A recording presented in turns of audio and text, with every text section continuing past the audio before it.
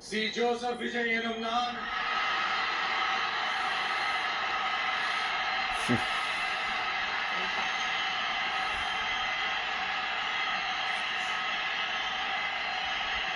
சட்டப்படி அமைக்கப்பெற்ற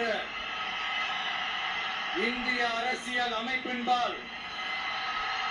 உண்மையான நம்பிக்கையும் மாறா பற்றும் கொண்டிருப்பேன் என்றும் இந்திய நாட்டின் ஒப்பில்லாத முழு முதல் ஆட்சியையும் உரிமையையும் நிலை நிறுத்துவேன் என்றும் தமிழ்நாட்டு அரசின் முதலமைச்சராக உண்மையாகவும் உளச்சான்றின்படியும் என் கடமைகளை நிறைவேற்றுவேன் என்றும் அரசியல் அமைப்பிற்கும் சட்டத்திற்கும் இணங்க